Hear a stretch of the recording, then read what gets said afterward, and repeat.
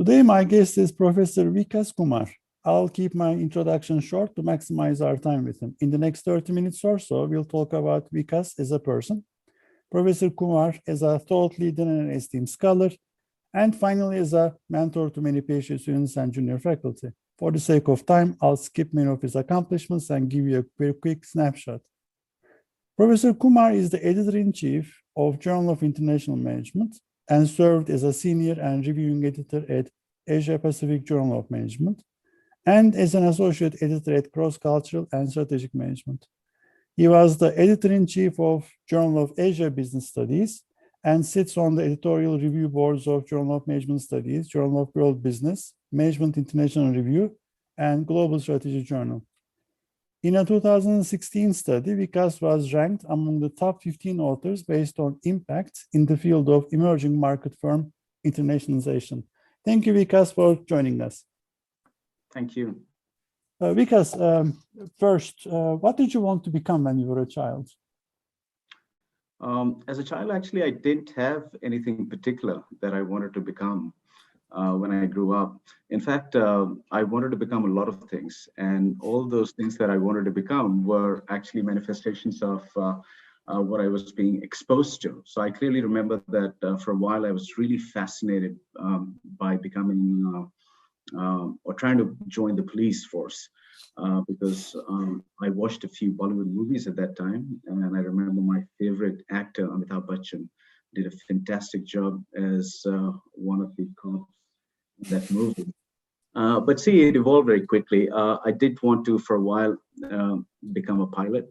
And later on in high school and college, I got fascinated by the consulting industry. One of my close friends, actually, a little bit senior to me, joined McKinsey. And he used to come back and tell us all the stories about how food was completely free in the office. And I thought, that's how I could actually become a consultant. But the one thing I didn't want to become, I would have to actually say, is a professor or a teacher. And the reason was because my dad is a professor. And while growing up, he was a professor of mechanical engineering at the place where I grew up, which was Patna, a small town in India. And while I loved the lifestyle that he had, because on many occasions I could see him coming back for lunch at home. And my uncle used to live with us, and my uncle worked in a bank, and he had to drive on his motorcycle 20, 25 kilometers, almost an hour every day, while my dad would just walk home for lunch. The one thing I hated was that the money at that time, at least for professors, was not very attractive for a child to become one day. So that was the one thing I didn't want to become. I mean, there was a trade-off, right? It was a trade-off. But how did you choose IB as a field? So in my high school, I actually chose the economics, and then I got very interested in that subject, which made me actually do my undergraduate studies in economics as well. And amongst, I clearly remember amongst all the courses that I did, macroeconomics was the one which was the most interesting to me, which got me interested into a little bit of policy level issues. But particularly into actually choosing to do my master's in international business at the Indian Institute of Foreign Trade, which was in Delhi. So I did my undergraduate studies in Delhi, and then IIFT was also in Delhi. And at that time, it was the most reputable institution to study international trade, international business. I was fortunate enough to actually get into that and get a spot in IFT. And I think that is where I got really exposed to all the trade that happens, all the complexities of international business. I do remember getting in touch with some of my seniors from my institution who had gone ahead and pursued further studies in the UK and in the US. While most of the graduates from my institution would join the industry, I somehow actually thought I have a few more years before I could join the industry. And I thought better invest those years in studying a little bit more. And that is how I got into exploring about opportunities of studying IB. And I applied for places in the US, some places in the UK, I remember. Yeah. Interesting. Something that is not on your CV that people might find interesting. The one thing that I find interesting is that I made a lot of changes, and I'm sure the people would also find interesting. I made a lot of changes as a kid, as a child. So I would have actually attended, I think, maybe close to 8 schools before completing my year 12. And that included actually 2 different countries. So as a kid, actually, when I was in year 1 and year 2, so when I was 5 years old, I lived in Bangkok at the Asian Institute of Technology. That is where my dad was doing his PhD in industrial engineering. So I clearly remember how different that place was. So I was growing up in Patna, which is a relatively small town in India. And all of a sudden, at age 5, I go to Bangkok and I live in this, I think, American-funded university. And I go to a school where I have, along with me, Russians and Indonesians and Dutch and Filipinos, some Indians. And that is when it struck me how different the world is. And particularly when I came back to Patna, I realized, hey, that was a whole different ball game altogether. And then later on, I also actually lived in Libya for 2 years. When I was doing my class or year 7 and 8. And these are things which I think very few people know. But this is something which I think has really shaped the way I actually do things, or the way I have actually maybe got into international business to be true. Interesting. Regrets, have you got any regrets? Not a lot, I would have to say. But the one regret that I can think of is I never really got a chance to work extensively in the industry, particularly in India. And the reason why I say that is a regret because I do research on Indian firms. I do research on emerging markets, very much focused towards India. And I just think that it would have been fabulous if I had the first-hand experience of actually working in the Indian industry, working for corporates there. I had short stints, and which were very enjoyable. So I worked for a market research company in India, which was at that time called ORG Marg, and which now is part of the American market research company Nielsen. And I also worked for a .com called Ties to Family in 2000, and this was started by 2 ex-McKinsey guys, and I was part of the group. They called me to join their marketing team, and we were a small group of 7 people. So I really enjoyed, learned a lot. It could have actually become the Facebook from India. Obviously, it did not, but it was a fantastic experience of what it takes to work in a .com and to make it happen, to make it big. Why did it fail? I think it failed because the market was not ready. I think thinking back, I would have to say the technology was not mature, the market was not ready. And maybe obviously our systems and strategies that we had in place was not in line with the demands and the context at that particular time. So I clearly remember I was actually going to different cities across India and signing up people at some of the studios, so that they could actually give their pictures, and we could then create a website for them so that they can then share it with their families abroad, who were in the US, who were in the UK and other places. It was just taking too long, and I think at that time, at least in India, internet was not going to be available. The context was not right. Interesting. What are you most passionate about? I am passionate about researching some of the unique aspects of emerging markets, some of the unique aspects of countries such as India, and how they can impact firm behavior, firm strategy, both local firms from India, but also foreign firms. So I do see a lot of gap in the literature, a lot of gap in the knowledge that we have.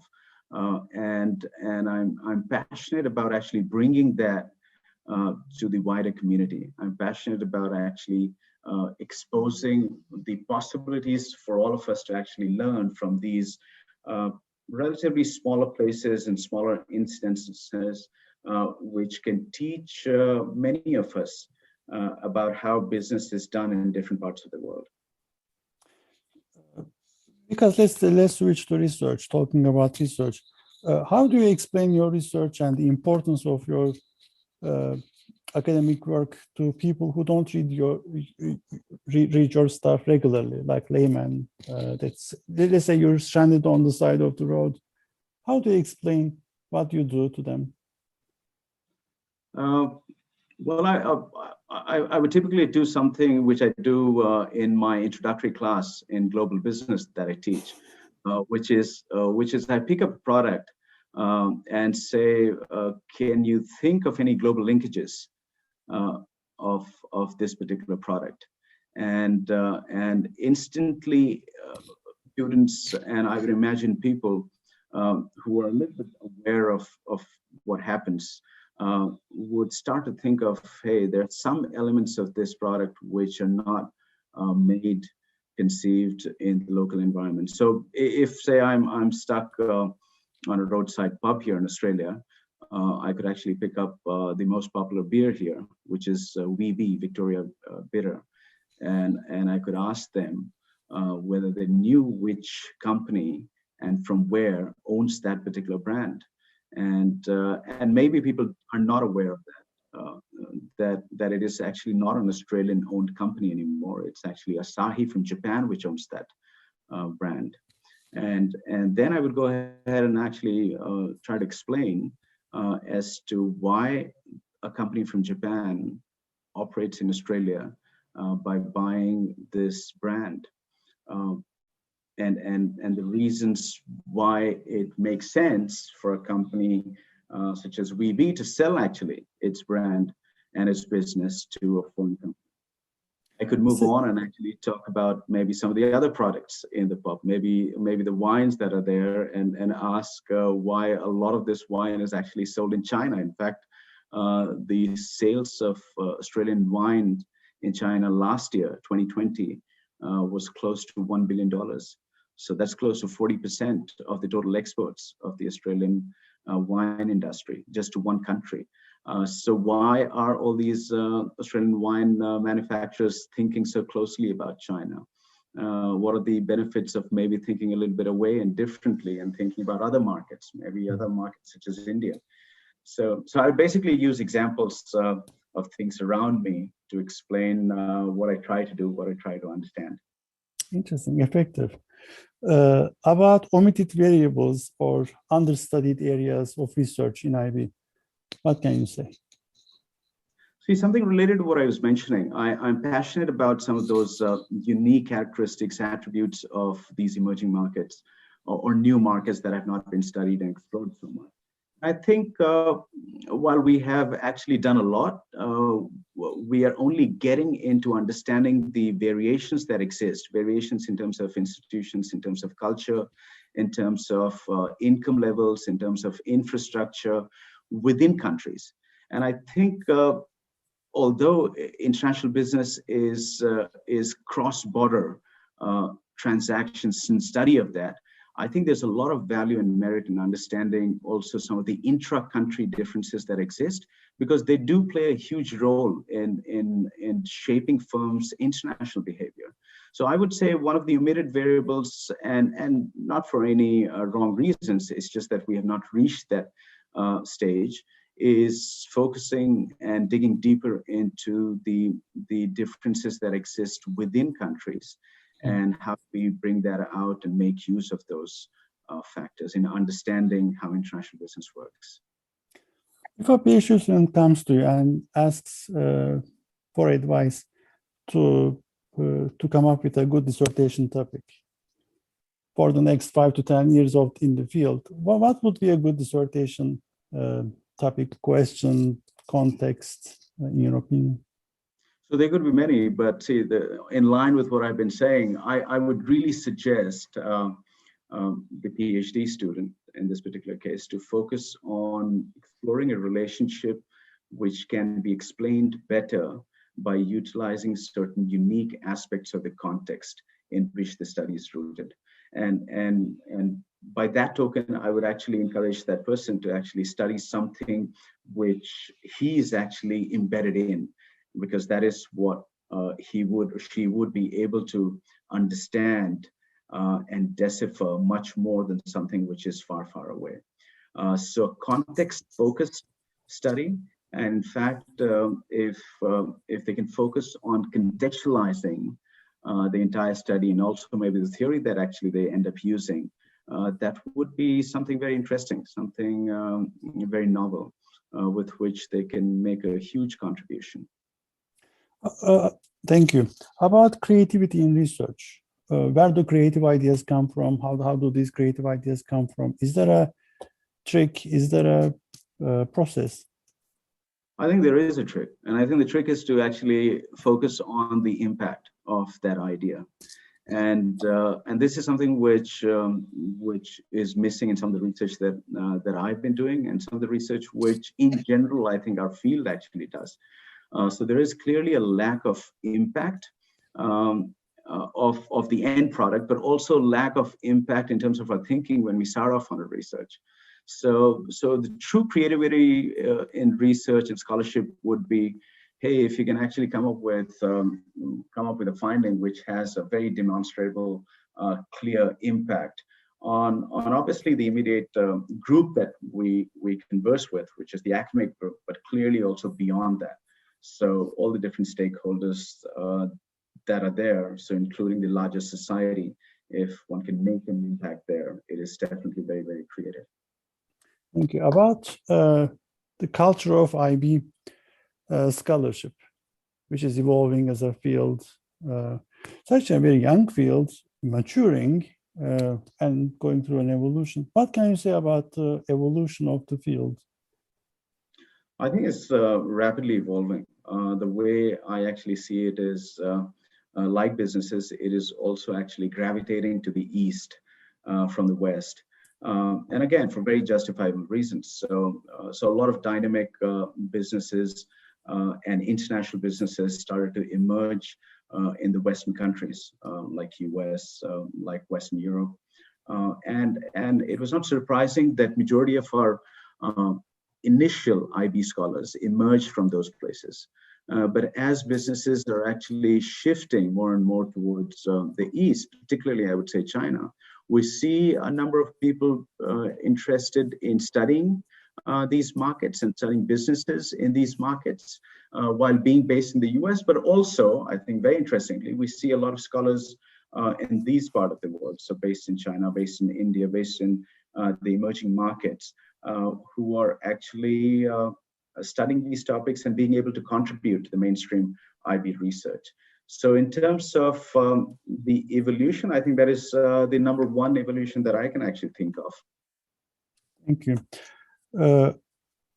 When you were going through the PhD program, who was your advisor? Who was your mentor? So very nice person, Dr. John Zhao, extremely modest, would never talk about all the big achievements that he had. Very, very helpful. And he is still at St. Louis University, where I did my PhD.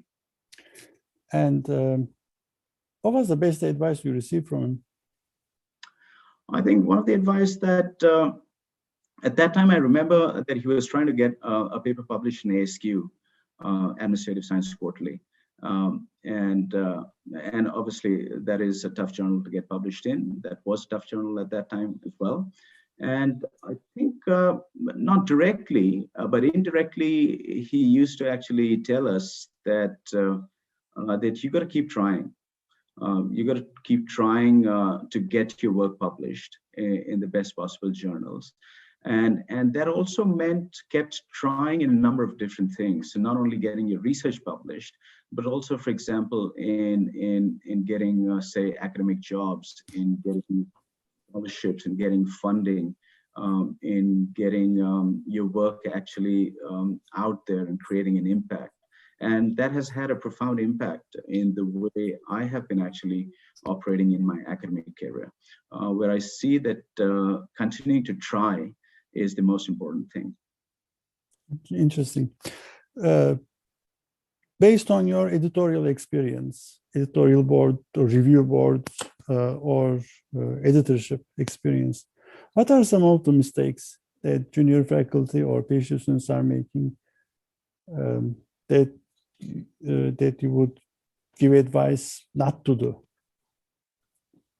So the one common mistake, and this might not be surprising, is when junior scholars, or when anybody actually sends their paper to a journal, they should have actually read that journal where they're actually sending the paper to. And by reading, I mean they should proactively integrate some of the work that has been published there and create a conversation and try to build up on something that has happened, not just in the field, but in that particular journal.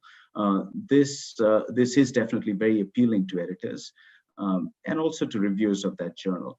And this is a very common mistake which many do, where once they get a reject from a certain journal, and maybe a slightly better ranked journal, they would take that piece and just submit as is to the next journal. And while the ideas in that in the article could be actually really good, I think that is a big mistake, not spending just a little bit of time in trying to integrate their work with the conversations that are happening in that journal. Yep. Yeah, so one of the advice that I would have for PhD students who are submitting, and junior scholars for submitting articles to journals is to actually read and incorporate some of the articles, some of the work that has happened in that journal, because that definitely creates a very strong intention in the eyes of the editors and the reviewers that this person is really wanting to get their work published in that journal. But see, general advice, if you're asking about also more general advice, actually never to give up, get used to rejections as quickly, as soon as possible, build up resilience, that helps a lot, and also believe in the work that they're doing. So just because their work gets rejected to a certain journal does not mean that that work is not novel, not interesting. It is just that a few people, including the editor and the reviewers, didn't find it interesting. Obviously, learn from the feedback, try to incorporate as much as possible, and move on to the next outlet. I remember one of my professors saying that there's always a place for every work, for every research, and I firmly believe in that. So again, going back to what I was mentioning, continue to keep trying, and be passionate and really committed to the work. What was the paper? Which paper? Which one of which paper so far gave you the hardest time to publish? They get rejected a couple of times, had to be revised a couple of times. Can you remember? Right. So I have one of my papers published in JIBS in 2020, last year, and it went through a number of revisions at JIBS, which was painful in a way, but which was also satisfying in the sense that we learned a lot. But I think the more painful process for that particular paper was all the journals that it went through prior to actually going through at JIBS. So I remember that it went through 3 rounds of revisions at AMJ way back in 2013, and at the end it was rejected. So that was actually quite painful. But me and my co-authors actually never gave up. So we were quite intent in getting that idea out, and we kept making slight changes to the ideas and to the way we actually conducted this study, but we never gave up again. So it was a long journey. It was quite tough in many regards, One of the toughest part was that we had to really update the data, and that required a lot of time. But at the end, it was a very satisfying process, and I'm quite actually pleased that it finally found a spot from where it can actually be impactful, effective for other researchers. So how many years did it take for you to publish that? So it's difficult to say the number of years because it obviously led to a lot of other research ideas in the process, and we were successful in getting some of the papers published in other journals. But this would have actually, unfortunately, taken maybe close to a decade. The lesson is there is hope. Yeah. Okay. Vikas, what is one question that I should have asked you but haven't? It's a difficult one. I think the role of luck, actually. Like in businesses, there's a huge role of luck. What is the role of luck in academic career? And you could possibly ask it to other scholars as well. And I believe that there's a huge role there. So you got to be at the right time, at the right place, know the right people, and be committed to your work. Thank you. Vikas, thank you so much for this interview. I enjoyed it. I learned a lot. I'm sure the audience will agree with me. Thank you. Thank you.